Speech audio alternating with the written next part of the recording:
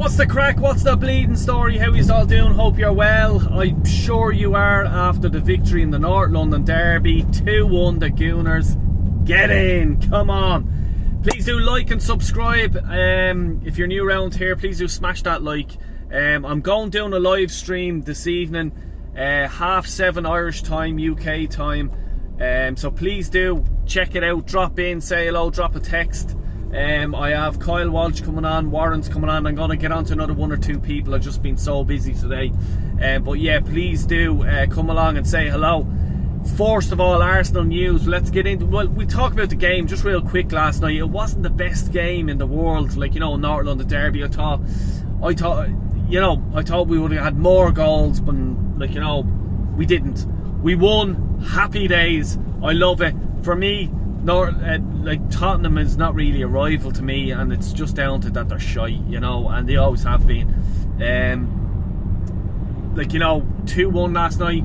We should have probably won by more. We didn't.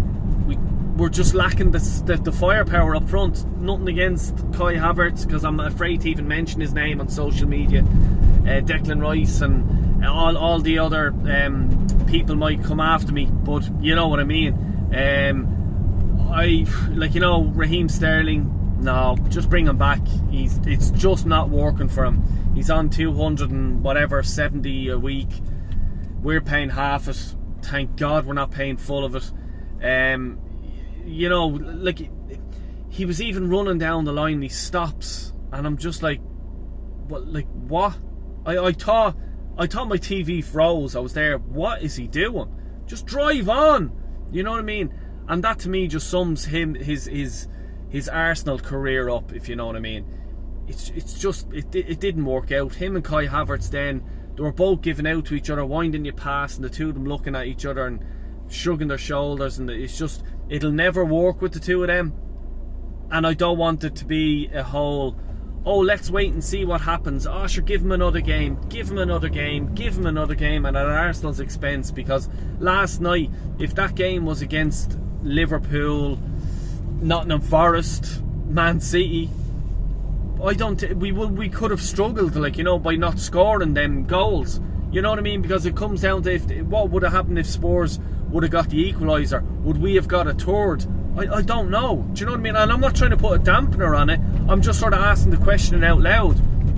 You know, we just are lacking in the firepower department, you know. Like, enough about that, because we all know, and I'll get into, the transfer. I'll get into the transfers now in a few minutes. But I want to just say, for me, Lewis Skelly, what a player. I loved his interview as well, actually, with Ian Wright.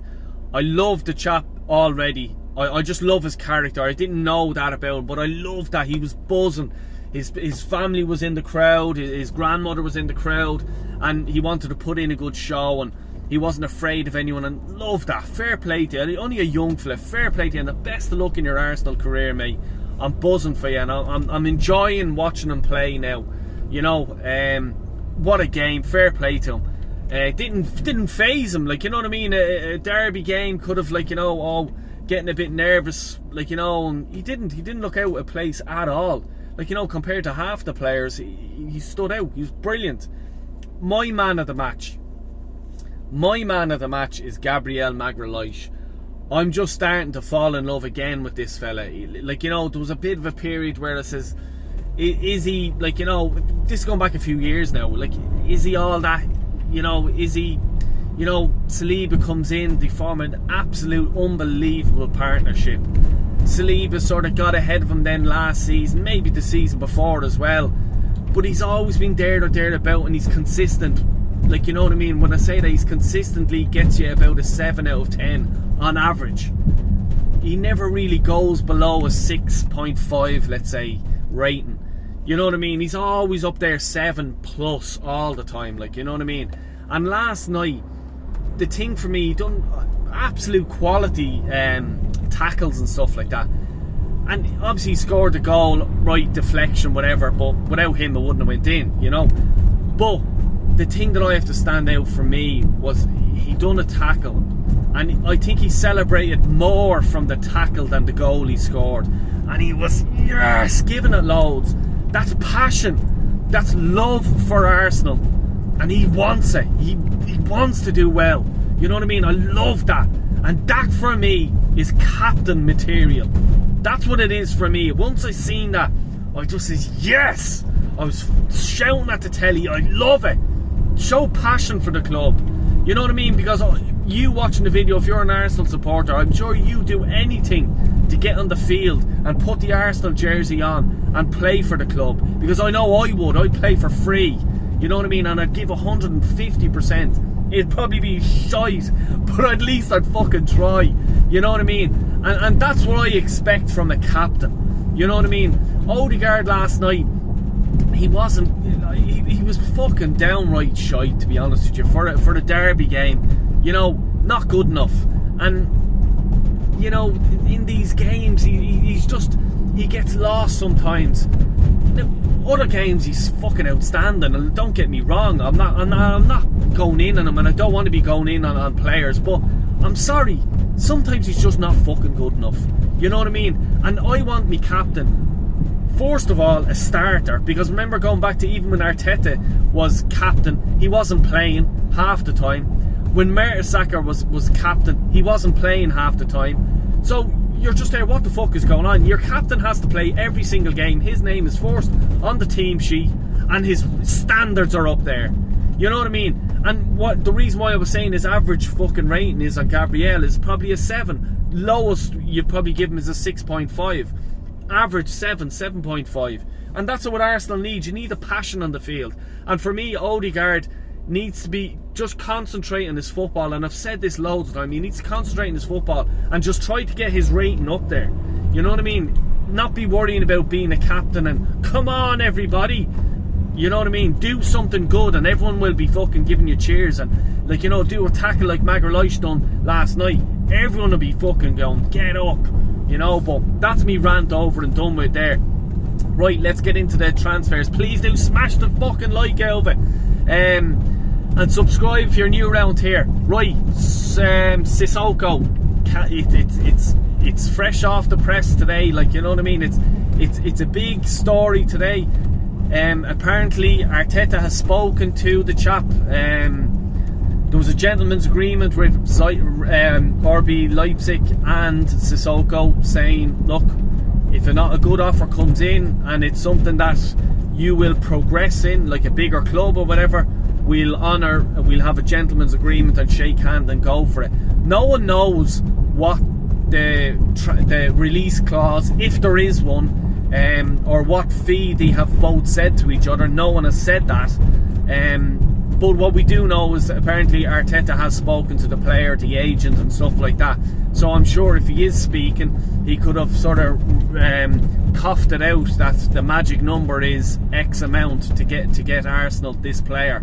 Arsenal are looking to get him in January, which is the big thing. And Arteta said it last night when he was asked by Rio Ferdinand, are you guys looking for a striker? And he says, yes, we are.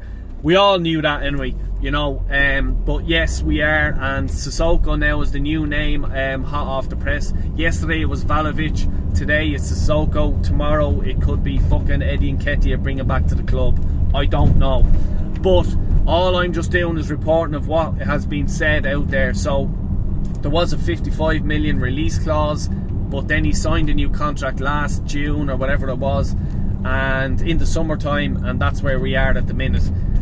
So it is interesting that was said, that Arteta spoke to him. I'd say we might hear more over the weekend, you know what I mean? This can probably happen fast enough if Arteta has already spoken to the player. I haven't seen his stats and his record this season, I'm not sure. For me, he's like Vlahovic at the minute. I'm looking for a player on loan that will score us goals. Rio Ferdinand said last night, Benzema, I've no problem with that. The fella knows how to find the net. He knows how to find the net. You know, would I take him on loan and get Isak in the summer? You better believe it I would, because I'd say Benzema would probably score you at least 15 goals between now and the end of the season. Would that be good enough?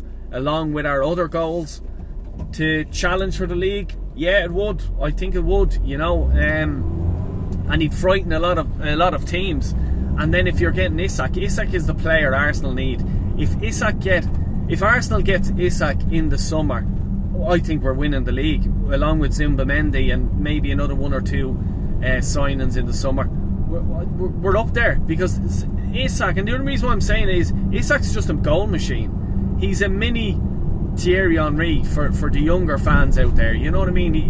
He's just scoring for fun now at the minute. He needs to do it over the next 5, 6, 7 seasons to even try to lace Thierry Henry's boots, and be up there scoring 25 plus a season, and then you'd probably sort of compare them. But you know what I'm saying.